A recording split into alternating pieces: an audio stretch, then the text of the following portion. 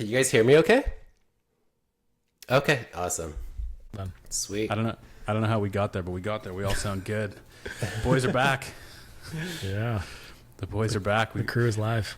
We've got the Canadian Co-working Marketing Coalition live on like two that. marketers in the Co-working Podcast. For today, it's three marketers and a Co-working Podcast. Yep. I always have to pivot my approach to now that we have guests, because I forget we have to intro people instead of just talking a bunch of nonsense for 5 minutes and hope people stay tuned into it, which they probably don't. I heard the last one. It was good. You guys got a good banter going on. I like it. It's like 60% useful information, 40% me and Kevin chirping each other. No, Yeah. 30% chirping and then 10% analogies. Yeah. Trying to Love get it it. to 15. Well, We actually, I used ChatGPT and took all the transcripts from the first 10 episodes, and I got a roundup of analogy Hall of Fame and Shame that we're going to roll out as a marketing email later, so that'll be fun. Love that. I like when it's at Kevin's expense and not my own. well, you're the brunt of so many jokes. I have to be the brunt of some. I gotta dish it back out. Yeah. Okay, serious business. We are joined today by Reuben Lau, founder of Spacefully. Reuben, if anybody doesn't know who you are yet, could you maybe give us a little bit of a rundown on who you are and what you do and what your background is? Yeah, sure. So founder of Spacefully. I've been doing web design development for probably 17, 18 years now. So it's been a long time.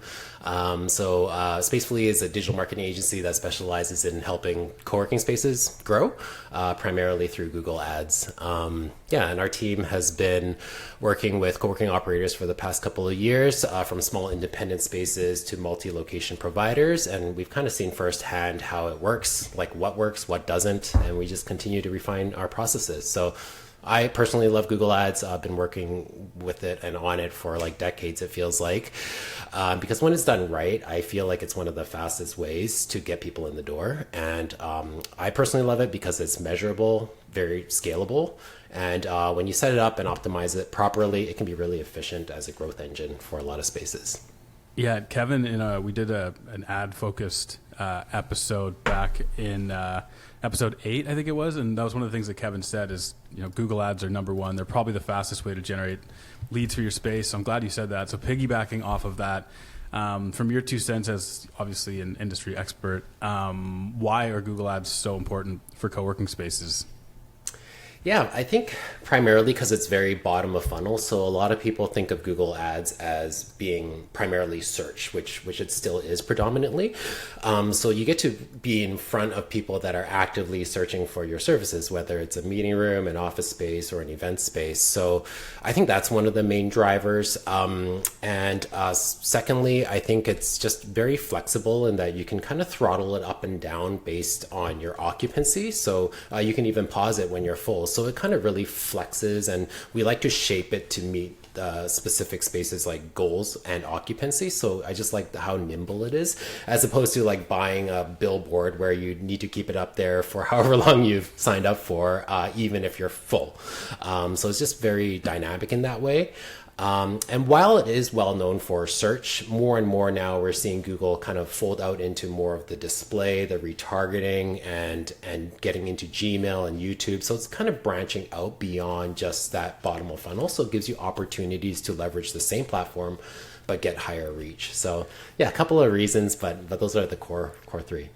Yeah, and I don't want to cut. I think Kevin had a question that he wanted to ask at some point in here, so I don't want to cut him off. But just because you're alluding to all the things that I wanted to talk about already. So one of the things you said before is that Google Ads puts you in front of people who are already looking, and this is a concept that you explained to me ages ago while we were doing some stuff for Spacefully, is push versus pull. And when you explained that push versus pull advertising to me, I think the comparison was Google Ads versus say social media or whatever it might be, but it really helped me wrap my head around what exactly that looks like. So could you break down that push versus pull advertising concept for anybody who might not kind of get it? Yeah, that's kind of how we think of it internally. It's if you think about physically pushing or pulling something, pulling often feels a little bit easier. When you pull, you're usually working with your body's natural movement or your weight, your momentum, your balance. So pushing tends to feel like you're working against or just have a little bit more resistance or friction. So we like to think about pull advertising as being a little bit easier. You're meeting people, where they are when, in their journey of searching for space often, and that are generally already interested. So I would consider Google Ads, especially the search side of it, as a very pull-based strategy. That's why it often feels like a little bit more efficient. It feels like you're not really pushing like a boulder uphill and more like kind of pulling a wagon, if you will, that already has that's rolling in your direction, already has a bit of momentum. Push advertising often feels like it's a little bit more work. You're typically trying to convince people who aren't actively seeking for your services or your offerings. So an example of that might be something like social media is usually a push, not always, but it's not like it's a bad thing. It just takes a little bit more ad impressions to get results because you're often fighting for that attention span that people are on, Facebook or Meta to be browsing for. And it's push in terms of like you're pushing it in front of people where they might not already be looking for it. Like you're pushing it in front of them if it shows up in their feed or whatever it might be. So they might see it, but they might not be in that mindset of looking for that right at that point. So you're like putting it in front of them, but if they're not looking, it's not the same as if you're putting it like they're searching for related keywords in Google Ads. Like the intent's already there, so you're just pulling them into your ad with good ads. Is that right? Exactly. Yeah. So that's how we kind of differentiate. And I think there's obviously it needs to be a balance, and it really ties back to kind of the goals of the space. Sometimes there might not be enough people searching in a specific area for your offering. So that's where you might need to move up in the funnel to attract and get in front of people that may not know that your offering exists, or may not know what co-working is, or may not know that they even want a solution to their problem. Yeah, bit of an education component to it in that case. Yeah, totally. And it's not to say like, again, it's not to say that it doesn't work. It's just a different approach. And I think there needs to be a balance in those two areas. Yeah, absolutely. I'll just say here, I'm surprised by the seriousness that we've maintained through 6 minutes. I know it's my talking notes. I think it's like throwing me off a little bit, but I'll try to stick on script. No, not just even throw just your that. talking notes out. Just throw them out. I just mean usually you put 3 people who are friends outside of work in a situation like this, and like things go off the rails really fast. So I'm impressed with us for keeping it. I know we should take a shot in between questions or something. Keep it real. Yeah, pop a Guinness and a pickleback. Shout out Juicy and GWA. I'm leaving that in the final cut. By the way, reputation be damned. So Reuben, other Taylor. Advertising. So you talked about Google being kind of a pull factor. So people are seeking you. It's bottom of funnel, meaning they're kind of ready to buy. They're on Google. They're in search engines. They're looking for you. What do? You talk about push advertising. So what are the best forms of that? I know social media might be one, display advertising, even with Google, like you mentioned, YouTube and other platforms. But what are you finding is kind of working best for you in terms of that push? Are you finding, the Meta platform is the best one to get really dialed in terms of reaching your target audience? Are you finding LinkedIn's better? Is there something else? Like what are your kind of, at least in the digital world, your preferred go-to starting point, maybe in order of operations? If you think search being maybe the top portion of your ad budget, and then you start saying, okay, we need to get more, we need to do more push factors. Yeah, what are you doing, and what's your order of kind of priority, generally speaking?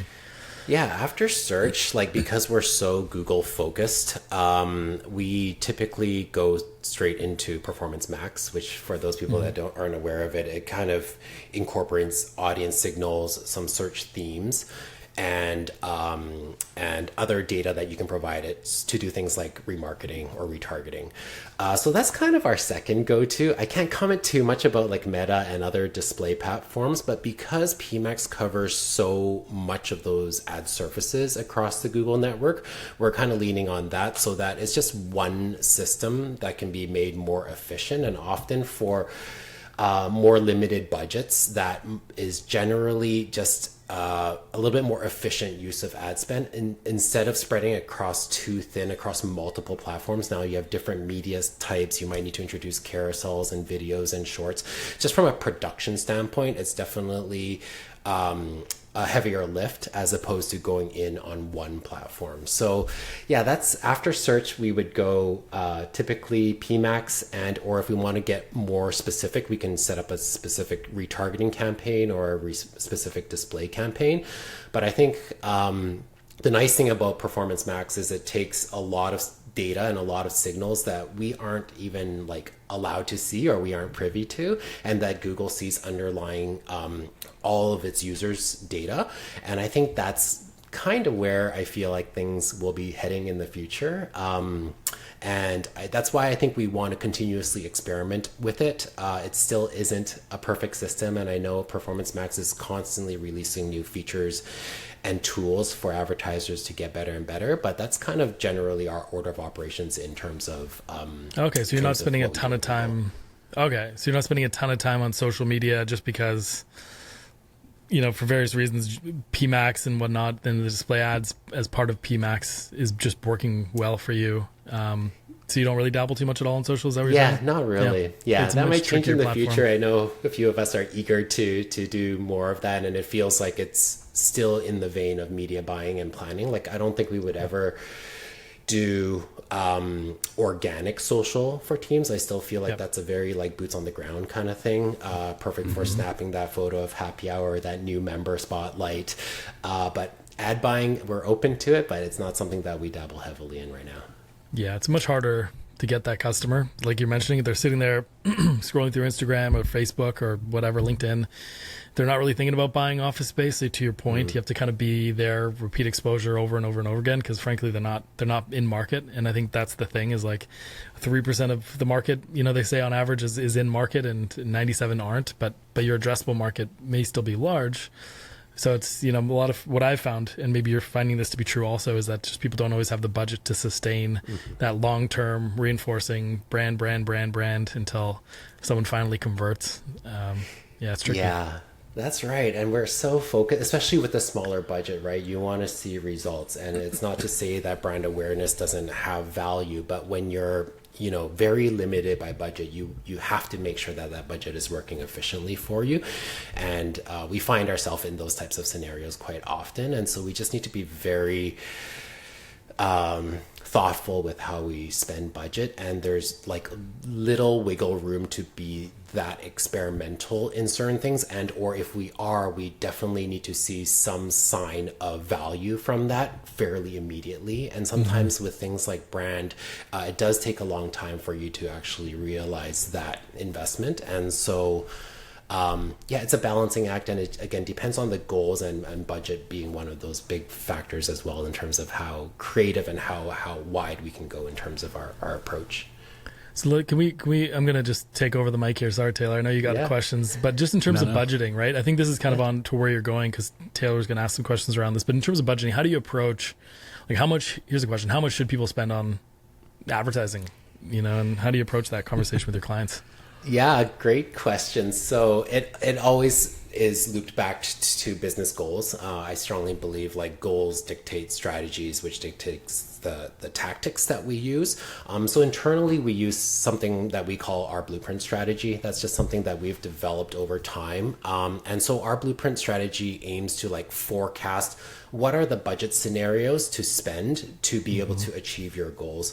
And so some of the factors that weigh into that formula include like our industry benchmarks. So like what the cost per lead is, what the average click-through rate is, what the average conversion rate is, the geography, which we spend quite a bit of time on in terms of like not just a radius, but really where people are coming from. We try and gather real data wherever possible. We look at maps, figure out, you know, is that radius, is half of that like forest or half of that's water? You can't just draw a circle a lot of times and be like, that's the radius.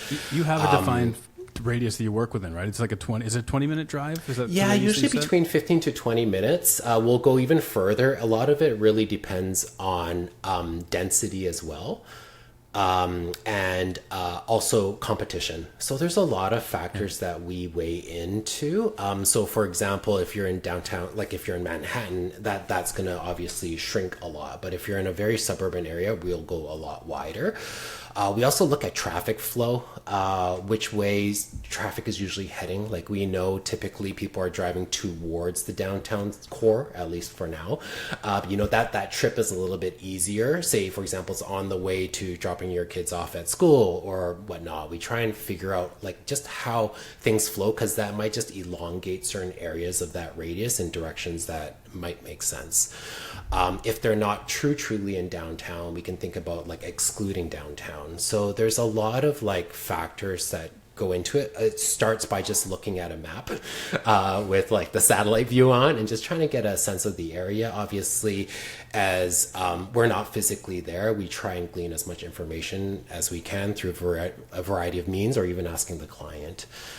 It can also depend on product mix. So that's a big factor for us. So like, are they offices only? Are they co-working heavy? Do they have event space? That's definitely going to fluctuate the amount of investment needed. And it's also a question of, do you want to promote that offering right out of the gates? And then pricing is another one that we try to understand better in relation to competitors, so that we understand how attractive they're offering, maybe just simply from a price standpoint, because people are still price sensitive. So a lot of factors go into that, but that's kind of how we determine it. But to answer your question without kind of going around and around, usually per location, like 1,000 to 10,000. I know that's a massive range. If you were to ask me like the average, it would probably be around 2,000 to 5,000 per month per location. I don't know, Kevin, do you have any thoughts on that as well, or? Yeah, I mean, just the way you said first about goals, right? So, like, when you think about your average lead, probably costs you in the range of $250 to $300, maybe more, sometimes less, depending on the market, for offices. And then, so if you want, and let's say you close 20% of deals, then you need to get whatever the math is. If you want 10 deals from 10, or 2 deals from 10 leads, that's $2,500 for 10 leads, and then divide it by 2 and whatever your costs are. My math is failing me now, but basically it's math, right? Try for an analogy. I'll try an analogy. It's like no. So yeah, it really comes down to like, if we need 5 leads a month, then we just need to say at a 20% close ratio times our cost per lead. Then what is the math going to be? If we need 10 or 20 leads a month, then that changes. Yeah. But like, there is the law of depreciating returns, right? The further in the radius you go, or the further out you have to reach, or the more blurry your keywords and the more broad or vague they are, the more you're going to pick up. It's like trolling in the ocean, right?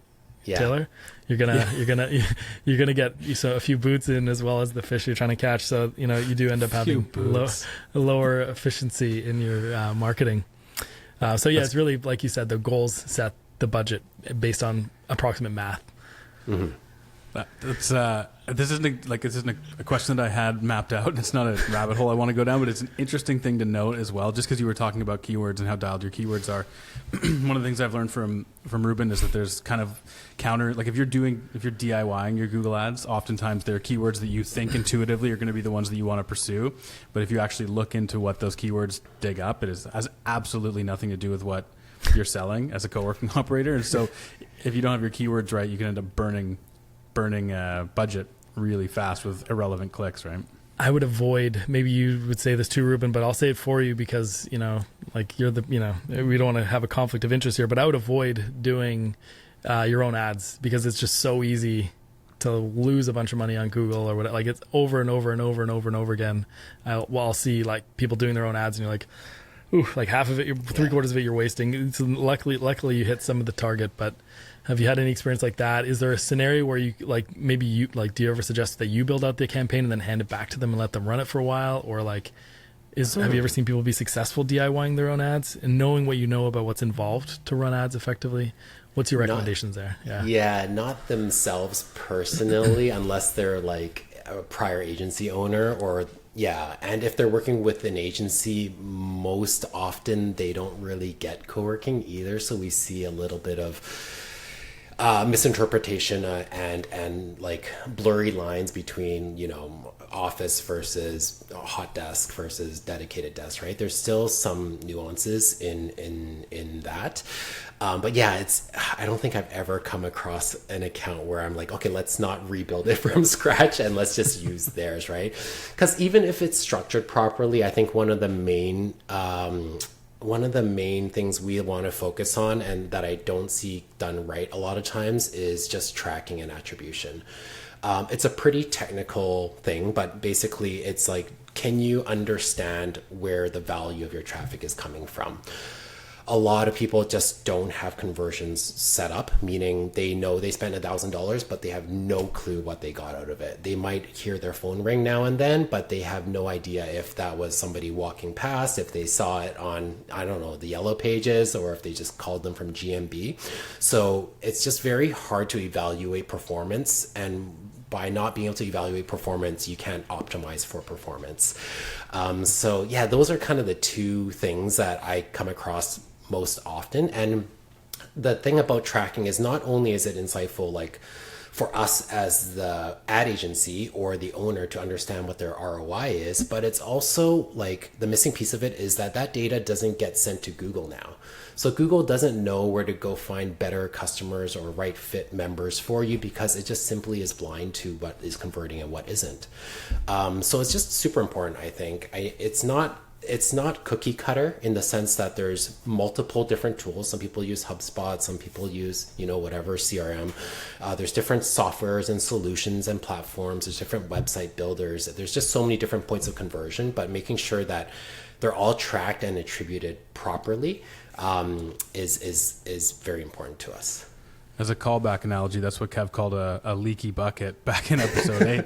He's like, if you have a leaky bucket, that's a huge problem. It's number one. It sticks. It sticks. You remember it sticks. Yeah. You were saying that if somebody calls, if your phone rings and you can't attribute that to any lead source, then you have a leaky bucket, and then you have a problem. I'm curious too, like with when people try to DIY it, I know that you got to optimize, as you said. So over time, you have to be making sure that you're evolving and iterating. It can't be like a set it and forget it kind of thing. When people are DIYing, do you see more of that set it and forget it mentality among people? And then what's the kind of the pitfalls of set it and forget it? Yeah, it's either set it and forget it, or just change it very kind of irrationally or very spontaneously. Like you'll see nothing be changed for years, and then all of a sudden when there is, it's like a drastic change or a movement. It might be a recommendation from like a Google rep, or maybe they saw an email come in that says, oh, you got to try the new PMAX or something. But oftentimes it's I feel like it's very emotionally driven. It's like, oh, we have like 10 offices that are sitting empty. All of a sudden I'm going to throw this big amount of budget in it, and it just doesn't always like pan out right. So yeah, I hate to see that. Like, who wants to see people wasting money on an ad platform, targeting the wrong people, or choosing the wrong keywords, or often even the wrong geography? So at any time, whenever we're having like a consultation with the client, if they're open to just sharing Google ads even before they're a client, I'm happy to point out some of those potential issues or pitfalls that could be just like a suck of money from the account. Let me jump in real quick with a follow-up. You mentioned Google reps. What are your thoughts? I'm just going to leave it on. Probably the same as yours, Kevin. Keep in mind, they're probably listening. Yeah. Okay, I assume so. Google is listening. Okay. Give me your spiciest take on Google reps. I would say avoid them at all costs. Yeah, just block their phone number now, and you'll be much better. There's so many horror stories. What's the most innovative way they've tried to reach you? Oh, so sorry, putting them on my calendar. You know how you'll just get an invite, and it's just like, did I do? It's just like so sneaky. Is it one of those days? But no, that's one way. Usually they just bombard us by phone. Yes. Always changing phone numbers. Email, they're getting pretty sneaky with just how they ask for some reason. Now it's just like, oh, we're a senior rep. I just need your client ID or your MCC ID, which is our agency ID. I don't know what they get out of that, because they're like, oh, I'll just email you the recommendations. But I've fallen for it a few times and given to them, and I never get anything like back. So I know they're incentivized to, have changes performed and or reaching out to particular clients. So I just feel like while they might have the best of intentions, they may not know your industry, your business, and your goals. And just to blindly look at it and be like, yeah, use a hammer for that problem, it just doesn't work out very often. And More so like a bulldozer. Exactly. Yeah. So many horror stories, as I'm sure you've heard as well. So yeah, I've had a few people add me to LinkedIn, and then once I connect with them, then they're like, "Oh, hey, I'm your rep for this." I'm like, "Wait, what are we doing over here?" And then anyways, like I'm getting them from all different angles. I'm pretty sure I'll like bump into one in the street, and they'll be waiting outside for me. And but yeah, they do. I think they do mean well, but it's challenging because on the one hand, my clients, they trust me, and when we say like kind of ignore the Google reps, what I do is I say, look, hey, you're a Google rep, you can put your recommendations in writing. We're not going to hop on a call. I'll pass it to our ads team, and we'll evaluate your recommendations. And then I let them write up their thing. And then, but over and over and over again over the years, we've had very bad luck. We just don't do it. Like we've even implemented advice as a separate campaign, and then seen it just do what we initially knew it would do. So our clients trust us, but it's always tricky because you're the service provider being like, okay, just don't listen to Google. And this is where it's like, well, shouldn't we be like, don't they want us to succeed on the platform? And to your point, I think it's without knowing your goals, without knowing your strategy, without knowing your bidding structure, and this, because it can be very nuanced. I've always had, I guess, a similar take to you, and it's challenging when your clients are like, should we be listening to this person? And then they don't know who to listen to because one's the authority, one's Google. Yeah. Pretty soon they're going to be popping up in the drains on your street like Pennywise from It, like, "Hiya, Georgie." We talk about your ads. Yeah, that's a scary thought, but if that day comes, I'll be prepared. just don't let your little paper sailboat float down there or they'll catch you. Anybody who hasn't seen It is not going to find that funny at all. It's true though. So anyway, we've gone down a little rabbit hole here, but yeah, it's it's important to know and to trust your ads team, and there's just so many minefields in ads, and I think that's the challenge. Is like there's so many ways to make mistakes or to do, like I've had people targeting on a different country or different keywords and then attributing sales that were just for brand terms, and then PMAX comes in and says, hey, we'll do it all for you, but then if you're not very particular with the settings in PMAX, which is kind of Google's AI automated version of management of like, we'll place ads in the right place for you, both in search and display. But if you're not very careful with that, you're just burning money on people searching for you anyway. And there's all kinds of pitfalls. So if you're listening to this and you're thinking, I could probably DIY my ads, I would say don't. I would say like hire Reuben or whomever. And then if you need to take it in-house, at least you've started off with a structure that's not egregious. And hopefully you've set up good analytics for them, to your point. And but anyway, I don't know where we want to take it from here, Taylor. This is your show. I just work here. make sure that bucket doesn't leak. That's it. Well, no. So I wanted to come back at we've kind of danced around it a little bit. Like Reuben said before, sometimes it's emotionally driven. Like, okay, I got 10 offices and I need to throw a bunch of money at this. And then also just talking about what kind of budget should you be putting towards ads? And it's anywhere from $2,000 to $10,000 a month, depending on the space. But I feel like generally speaking, you're investing a pretty heavy amount, right? It's a good investment. It provides an ROI. But I guess the question for most people, whether you're not doing it yet and you want to, or you are doing it and you want to ramp it up or whatever it might be, is how fast can you start to see that ROI? And I know that's another one of those how long is a string questions, because the answer is probably generally it depends. But if somebody comes to you right now and says, I got 10 offices I need to get filled, how fast can we start filling them? What would you tell them? Yeah, good question. Yes. I feel like most of our clients, especially like if they're offering office space of some kind, I feel like there's people in their radius that are searching daily. So I think that the time to getting leads is very rapid. We never like to promise performance or guarantee performance, but like same day as ads or same week as ads go live is not unheard of, because you're getting in front of people that are searching, right? So if it's done properly, you're meeting people when they're searching in their journey. But I think when you talk about ROI, it's important to note like leads does not always directly equate to ROI, right? You asked kind of like about speed, how fast can you? And I think speed also is heavily dependent on like your sales cycle. There's some things that are very short sales cycles. Like for example, meeting rooms, day passes, you just pick up the phone, call, or just buy it online.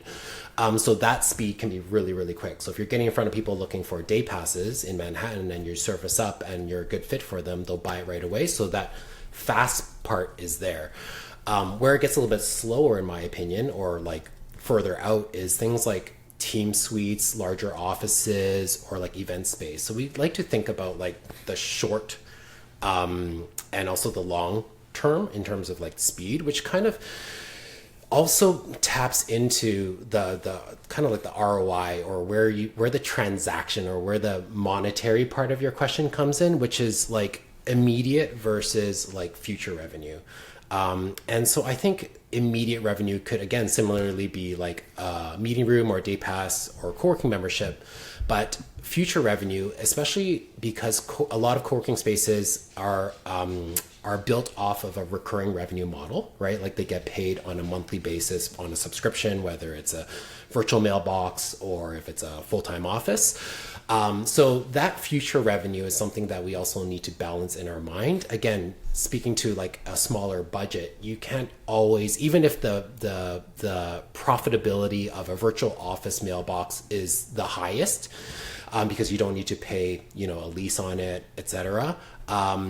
It's often future revenue, right? Like that, you need to balance those two. Otherwise, without like an unlimited budget, you'll just run dry because you just exhaust your budget. So balancing the speed and also the value is something that we try and work out with the client to make sure that we're maintaining expectations.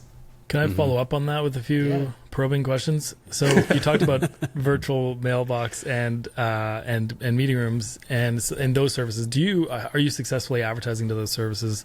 If so, what are some of the methods, tactics you're using without? Okay, you don't have to give away the secret sauce. I won't pay attention or write anything down. But if you wanted to give away the secret sauce, I'd be very curious to know. Is there anything that's working for you to sell those directly from, say, ads to landing page to conversion, or are you not really doing that too much with your clients? It's usually the order of services that we market are usually offices first, and then co-working, and then meeting room, and then finally virtual. Event could be squeezed in there depending on the type of event space that they offer, whether it's more recreational focused or more corporate or business focused. So we do have too. Sorry? Seasonality might factor into the events as well. Totally. Yeah. And even with offices and meeting rooms.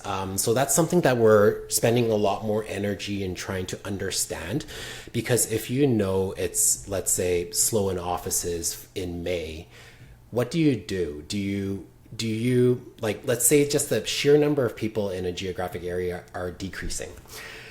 So in Manhattan, let's say that cuts in half. Does that mean you cut your budget in half? Right? I don't know. That's something that we're trying to understand and to be able to advise better on, or do you shift some of that budget towards meeting rooms?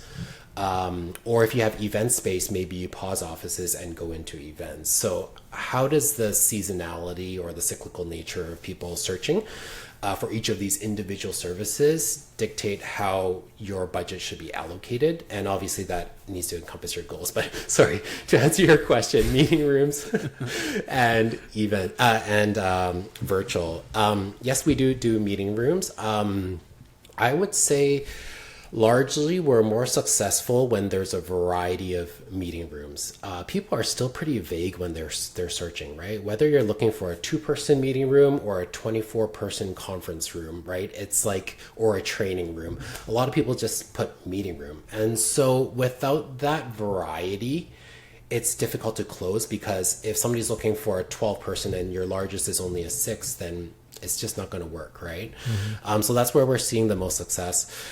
Virtual office we do as well, but again, that's usually the tertiary service and or beyond. And for that, what works is understanding who you're servicing, right? Like at the end of the day, people can walk down to UPS and get a PO box. And so how do you differentiate yourself? So where we're seeing success there is, 888 Broadway Street, like the really prestigious addresses, or cities where people want a remote address in, and strategic locations where like close to the border sometimes can be very very sought after, just because they need a business address. So there's a few, I think you need to experiment with that. It's not, there's no magic bullet, I think, for that across all of the different spaces. So just understanding who your target audience is and speaking their language and making sure that shines through your messaging is where we begin. Cool. Yeah. I had another question here, and I know this isn't necessarily your wheelhouse per se, but I think it's an interesting thing to consider. Is, I think before you were talking about leads don't necessarily generate ROI, and I think one of the things that's interesting that I've learned from talking to you is you can get a lead in the door, but if something's missing in between and the sale doesn't close, then what was the value of the lead? Like whether it's your product mix or your space or whatever it might be. So I know it's not your wheelhouse to advise on what people should do to make sure that sales or leads are closed when they come in the door. But is there anything that you see as like a disconnect between a lead that comes in the door and then falls flat? Do you have any insight into things that go wrong there? Like if you're spending money to get leads in the door and then leads aren't converting, are there any symptoms or any kind of like typical shortfalls that you see with spaces? Yeah, assuming it's like a qualified lead, meaning it's a real human and that it's like not just junk or like whatever, it's largely speed to lead. Getting back to the lead as quickly as possible is usually where you're going to catch them while they're interested, and I think that's probably the main factor for us. Like when it comes to quantity of leads or quality of leads, that's something that we're doing on the ad side to continuously improve both of those. But when it comes to actually landing it and continuing that conversation, I think getting back to the prospect is top of mind. Yeah. Yeah, absolutely. Another thing, it's kind of along the same vein there. But are there any symptoms that your campaign might not be working? I think, again, like I'm thinking of spaces who are maybe trying to DIY it right now, but no matter their size. But are there any symptoms that it's not working? And like I know that you and I have talked about click fraud and how that's a thing. Is there anything that shows up as a flag that something's wrong? I think if you just, looping back to kind of not knowing what your Google Ads is doing for you, that's probably the biggest symptom. And if you can measure it, you probably already know what isn't working. So I think just focusing on that firstly, at least you'll be able to pivot when you do see something is going off or starting to spend in unnecessary areas. You can kind of catch that quicker, as opposed to just like waiting for your own sort of feedback loop to happen where you're like, oh, it's been like 4 weeks and we haven't gotten a tour. Now what, right? Like there's too much of a lag there. So having that proper tracking in place just gives you more timely feedback so you can make quicker decisions for optimization. Yeah, absolutely. I'm worried I'm cutting Kevin off because I feel like he's got lots of questions. I'll just interrupt. You can keep going. Yeah. Just cut me off. Cut me off when you do. And another interesting concept in co-working is strategy for single location. Sorry, I have a better question for you right now. I'm pretty sure I think I can mute you. You are the host. We're sorry, Kevin. We're sorry, Kevin has had to leave the podcast temporarily. Just fade to black. I'm back. I hope you really do have a better question because I'm going to give you an awkward silence I got nothing. until you fill it. I have nothing. So tell me, okay, I have the notes here. I don't need you. Single versus multi-location. What were we going to ask about that, Taylor? My question that I had on that is, I think co-working, we've talked a lot about this on the pod, and I think everybody in co-working understands this, that co-working is interesting because even if you're a multi-location operator, if you're spread through 5 states, your locations are still hyper-local in a sense. So it's not like you can, it's not like you're a SaaS company where you can run Google ads for anywhere, anyone. So how does the strategy change or pivot for single location versus multi-location operators or expanding operators? How do you change the approach to Google ads depending on the number of spaces or locations that you have? Yeah, that's a loaded question. Good question. It varies quite a bit. Yeah. There's no notes for this. Yeah, it's definitely, we treat every location independently. But our strategy to fill each location can be consolidated depending on the proximity to each other. So like you said, Taylor, like if you have two, like one location is on the East Coast, one location is on the West Coast, now we basically treat them as two independent locations.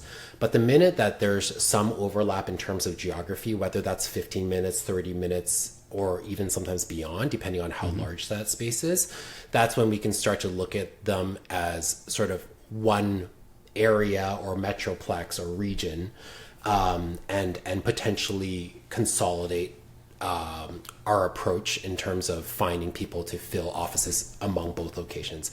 Where it gets a little bit tricky is when one location is full. So you got to kind of think about not only what works for you today, but also in the future. So what happens when we add a third location? What happens if we drop a location? Or what happens when one location gets full? How can we pivot more budget or focus more of that budget towards the location that is not as full? So doing that change, like one might think, oh, well, you just remove 30 minutes from location B and just leave it so that it's 30 minutes around location A.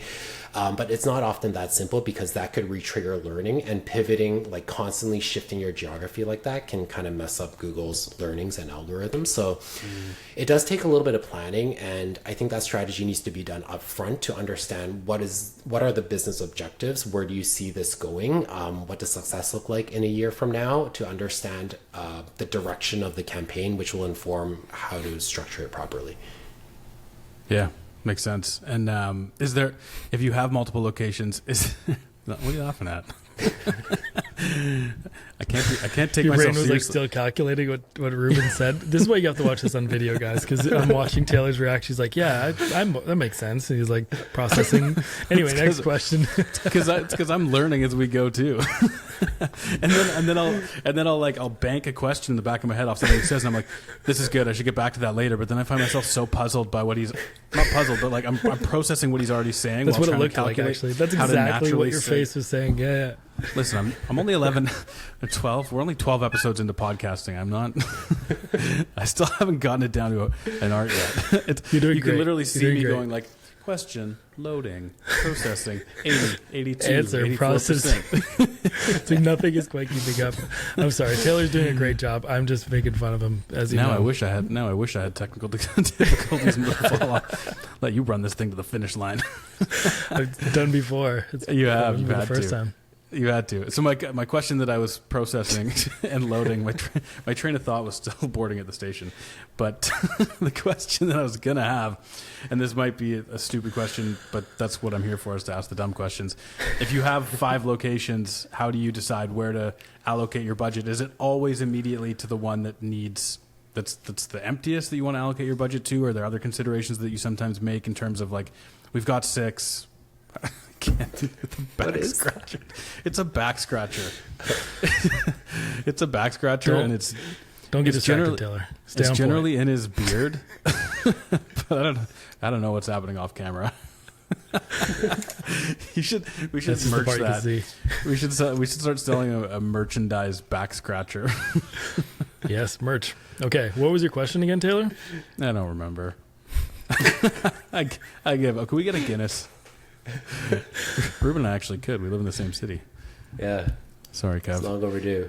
The question, it is long overdue. The question was focused. How do you allocate your budget between multiple spaces? Is it always just based on which one's full and which one has lower occupancy and needs to get filled? Or are there other considerations based on strategy? Or is that also just like a broadly variable question? Yeah, mostly a broadly variable question. But I would say it's we would lean on the client for that. There's a lot of factors. You can't just say no comment, by the way. If I ask something that you don't like, you can't just say, my team has advised me not to comment. But listen. No, Sorry. but there's like a ton of factors. Yeah. We thought it was just pure occupancy at first. Like you would think, okay, 5 locations, let's just pick the one with the lowest, but that's not always the case. There may be various different investment parameters or resources. Maybe there's one location is more heavily staffed, maybe one's more prone to closing, and ultimately budget as well. Like if you have unlimited budget, then yeah, we would advertise all 5 as much as possible. But working with a limited budget, we need to again just be more strategic. So a lot of times we'll lean on the owner operator for advice on that. But if they're okay with us just running strictly off occupancy numbers, we can. But often I found that it's not always just a list, just top to bottom of least occupied to most, and that's your priority. A lot of times it might factor in revenue, might factor in other resources and bandwidth internally as well. Yeah. Loading. Processing. Question. Ease to fill is another one too. Like we all know, like it's simpler to, or often easier to fill like a 1 or 2 person than it is a 12 person. And so that's a factor as well. Some spaces just take more time for that perfect team to come in. So again, that loops back to your previous great question about like speed to ROI, right? Do you want that immediate revenue or do you want that longer lifetime, larger revenue? Sometimes that needs to balance depending on where you are in your business. See, Kev, Reuben thought that was a great question. I knew you were going to say that. I knew it. I knew it was coming. Next question is for Kev. Why are you the way that you are? 2 questions. First question, where do you get the audacity? And 2, who do you think you are? Well, I'm going to actually ask a real question before Taylor brings us home. Mm-hmm. Broker marketing. Kev, I'm going to let you finish. But I apologize to our listeners. We're always off the rail, but we're pretty off the rail today. But definitely check us out on YouTube because then you could witness it unfolding. Broker marketing. Are you doing any broker marketing to help fill those larger team suites, or is there any strategies you've had? So we've talked about e-commerce and that kind of thing. But yeah, are you doing anything for the bigger office needs that's creative or interesting? Not on the broker side, so that's generally the owner operator will kind of negotiate those. But from the PMAX side, that's where I feel that we get a little bit more opportunity, kind of like looping back on how people are pretty vague in their search terms, whether it's for a meeting room or office space. The way or the phrases that people use when searching for office space are generally pretty vague too. So that's where we find that there's opportunity to use like audience signals and other data to be able to target people that would be a potentially good fit for larger office spaces. Because search, as you might have seen as well, is just like you get a mixed bag. Like you put in office space, but you'll just get kind of the equivalent of what the market is searching for in terms of sizes. But in PMAX, I find that we can be a little bit more deliberate about reaching people that might be a better fit for those larger sizes. So that's all we've been kind of honing in on. Do you have any other tips or tactics or strategies that have been working for you? Wait, you can't just turn the question around on me. I like this. We need more like this. Yeah, I mean, what I'm trying to do is get people in a place where you're actually taking what suites and large offices you have available and not just saying we have them here, but actually taking them out, breaking them down somewhere and making it shoppable, just like you would. Like, let's say you wanted to buy a new Jeep, and here's an analogy time. It's Analogy Corner with Kevin.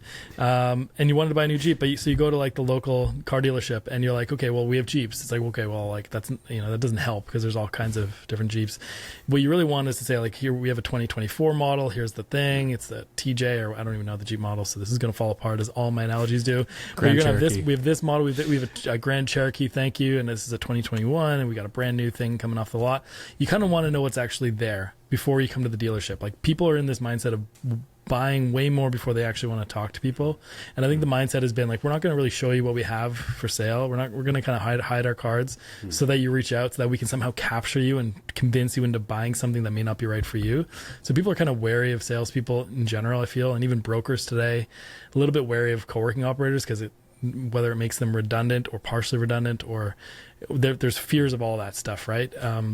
So what I try to do is, what I'm trying to do with my clients is to really push them to breaking out what team suites they have available, listing them somewhere, and then either advertising them or linking off to them so people can go and shop them before they even take that next step.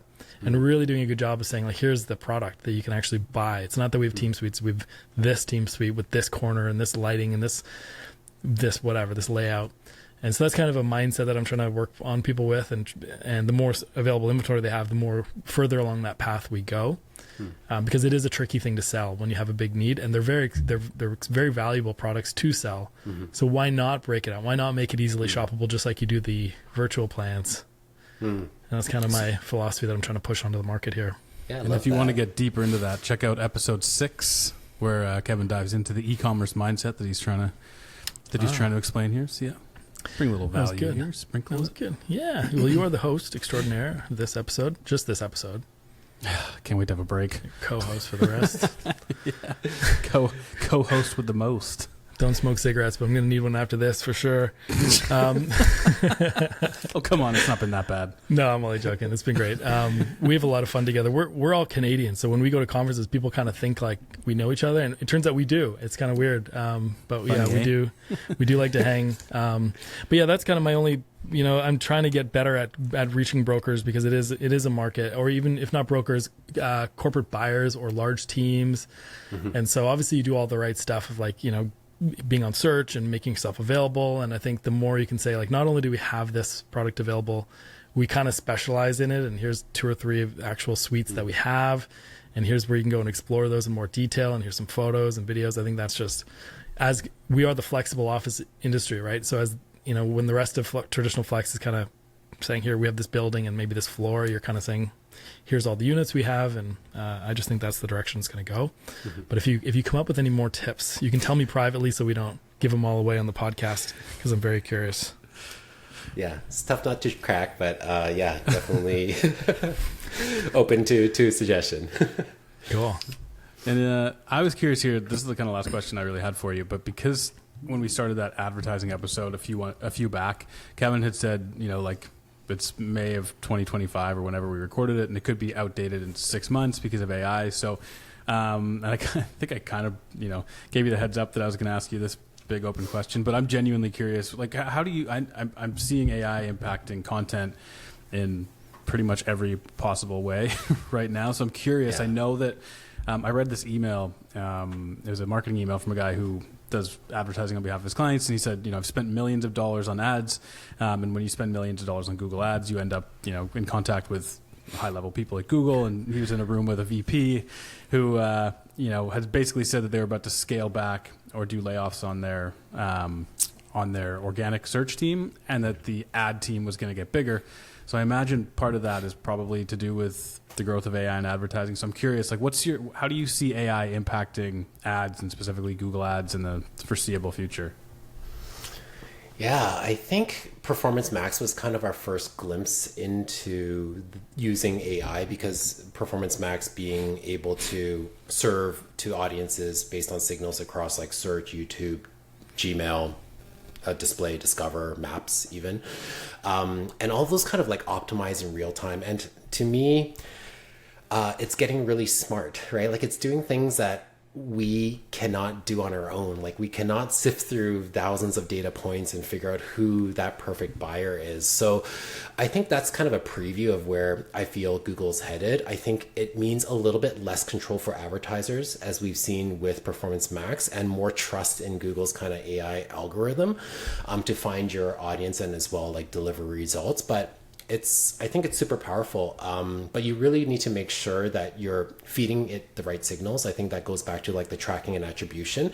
If Google doesn't know who is converting or who is booking a tour, it can't kind of feed that back into its learning algorithm. So as we've all kind of dabbled with AI, we know, like, the more data you give it, the better the response it'll give you. And so similarly with advertising, we just want to make sure we're giving it as many good signals as possible. Clean, accurate, value-oriented, hopefully, to be able to give its AI better learning. So I think that's one aspect of it, and I think that'll continue to grow and roll out. Another kind of clue or signal that we're looking for, because everything's shifting so quickly. Like you said, Kevin, it was like a month ago or a few weeks ago, but recently, and this is like late June, I feel like I got to give some context here, but there's like AI mode that's been rolled out across all of US. So like next to your search where you typically see like images and news and shopping and whatever, the first one is now AI mode, which users can select. So now, I think it was last week, Google started to roll the data out into Search Console. So the fact that it's kind of giving us a preview of where our websites are being shown in AI mode, I think is a telltale sign that it's going to give us a little bit more control over it as well. Because why give us that data if we can't do anything about it, right? So that leads towards like optimization, and potentially gives a nod in the direction of what that could be like in ads in the future. So I'm kind of following that closely and trying to understand that better. But I think like if I were to kind of rewind over the past 15, 20 years thinking about advertising, media buying in general, advertising's always been focused on where people's attention goes, right? Like whether that's driving down a highway, whether that's in your newspaper, whether that's in Craigslist, etc., or on Google Ads.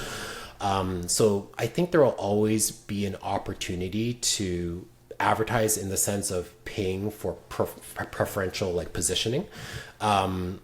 And I think that will hold true. I think they'll figure out a way, especially Google, right? With 75% or so of its revenue being Google Ads. I think that's going to be a big priority for them. So even though I think users' habits continue to shift, whether that's like AI-powered search or like social platforms, there will always be opportunities to gain that more preferential treatment. And as Google evolves and the way people search evolve, I think the fundamental like playbook stays the same. Like find where your audience is spending time and show up in ways that kind of like earn their attention, earn their trust. So yeah, I'm super curious about what the future holds. We're obviously trying to stay on top of all the different changes. But while I think the tactics might continuously change, the core principles do not. So that's what we're trying to anchor our strategies on. Yeah, and I guess the question that is on everybody's mind that I'll go ahead and ask is how long until the Google reps become Terminator-style robots and bust through your office wall like the Kool-Aid Man? Yeah. Next. Won't Kevin be able to hide for long. Yeah. Well, can I add something to the AI that's more valuable than Taylor's last point? So nothing's more valuable than a good joke, Kevin. Here's what I'm thinking about AI, right? So we hear about AI agents going out and doing our bidding and stuff, and we're seeing this move from search to kind of AI based, chat based searches and that sort of thing, right? Where even yesterday I was looking up, I needed a pegboard. This isn't an analogy, this is a true story. I needed a pegboard and I wanted to be a certain dimensions, and so I looked up Google. I'm like, I need it to be large peg holes, and I need it to be the size and rounded corners, and I sent it to ChatGPT to be able to see if they can go source this for me. And I gave it very specific dimensions and all kinds of stuff. And it came back with some options on Etsy and a few other sites. And it was actually quite good, not perfect, but quite good. Mm-hmm. And so I think we are moving into this world where messaging is getting more important on our website, productization, and what are the details and specifications of your products, maybe even to the point where we productize every individual office and we make that available to search engines or team suites like we mentioned before. Here's my needs. I'm looking for an office size of this size. I'm open to sublets. I'm also open to maybe co-working or team suites. I needed to have at least one or two internal offices. I needed to house this many people, but also I have fluctuating staff as we have interns in the summer. And so I think we're kind of moving to this world, and not only will AI be able to bring those to the surface, I think it'll actually make it bookable. I think there's going to be, like, you'll be able to book a tour. It's going to bring it all, show you photos, really using all this almost structured like data. And then I think Google and all these platforms are not only going to just send you to the website, they're going to actually take that payment. So for meeting rooms and that kind of thing, you won't even have to leave the interface. You'll have to shop all of the meeting rooms in a market and narrow it down and ask questions and then be able to buy it. And that's why I think a lot of these tools like maybe FlexSpace AI or some of these other, maybe Office R&D and other platforms are probably going to make that more e-commerce transactable by these agents. So I think you're right about where attention is what's going to be monetized with ads and ad placements. And I think we're going to be able to probably advertise and slide some of these products in there. But that's just my kind of add on to what you just said, and maybe to tie back to kind of these productization questions that we have. Yeah, I totally agree with that. Totally agree with that direction. It's more about like what are the incremental steps to get there, and I feel like once people are on it, like anybody that isn't will be kind of left behind until they catch up. So I think there will be kind of that pivotal time where you can start, and once you can start, as we've seen with multiple industries like travel, like now you can just book it online. Like I don't know many people that still go to like a traditional travel agent anymore, or like, you know, figure it out that way. So definitely a lot of change, and just kind of following the speed at which things change, I think is going to be important. With the clients we work with, like it's kind of like the Apple philosophy is like, you don't always have to be first, but you definitely want to keep your ears to the ground to understand what's working. So when that time comes, you're ready. So I don't think it'll be like an overnight switch, because I think buyer behavior still takes time to adopt and change. But when you see it coming, you're probably a little bit behind already. So you want to kind of keep up with technology and how that's going to make buying and shopping easier. Okay, last small question, because I know we're getting up on time. Are you doing anything with SEO in the world of AI? I know this is just a small question that can easily be answered in like 2 words, but I'm only joking. This is a complicated question. Are you starting to move? Are you starting to think, or is it just the same as SEO for search? Or are you doing things differently? And if so, what are you doing? For SEO, we're still leaning on those core principles. I think there has gained a little bit more in terms of like backlinks and some external offsite SEO, because it's great to say you're the best at something, but there's more gravity to it if other people say you're the best at it. So I think there's a bit of importance there, but we're still leaning on the tried and true techniques, like staying in white hat SEO and just focusing on quality and the things that have worked well over years. I think that's a tricky question. Yeah, I think that's something that we haven't all figured out yet, because I don't think AI has been figured out yet. You know, like it's like continuously moving, so the target keeps moving. So I think just sticking to what has worked before, which is, you know, providing good quality user friendly content, useful content, structure, I think is a big part of it, Kevin, as well. And I think that speaks to the purchasability, but making sure that it's easily machine readable, even though the bar for that is becoming lower and lower, I feel. But I don't think it hurts to make it more efficient for the robots. It's interesting too that I was reading something that was saying how AI is pulling things that aren't just top 5, like, or on the SERPs anymore. Like sometimes they're pulling resources to show in AI summaries or for ChatGPT that are like, they would be like 40th or 50th ranked on Google. So even trying to figure out what's the rationale here for where they're drawing this information from, how are they deciding what to display, all those kind of things. It seems at the moment that it's not always necessarily aligned with traditional SEO and how you would think about SEO. So it's a wild one. And Taylor's eyes lit up a little when you said good quality content will still matter. He's like, oh, the sigh of relief I could just see, you know? He just, the wave came over him. Yeah. Just, I can do good content. Keep saying it. All right. Well, this was fun. I know we're on an hour. Kevin, anything else you want to ask? No, I thought that's been great. Anyway. Thank you for putting up with us. And it's been a pleasure to have you on the podcast. Hopefully we'll see you at the next conference, because you know, those are always fun. And where can people go to learn more about you and hire you for your wonderful services? Just spacefully.com, or just find me on LinkedIn. Awesome. Reuben Lau on LinkedIn. Thanks again for your time, my friend. And we'll see you the next time. We'll bring you back once all of your AI knowledge has become irrelevant. We'll show you clips just to show you how wrong or right you were. And compare and contrast. Yeah. This is awesome. Thank you, Reuben. All right. We'll see you guys.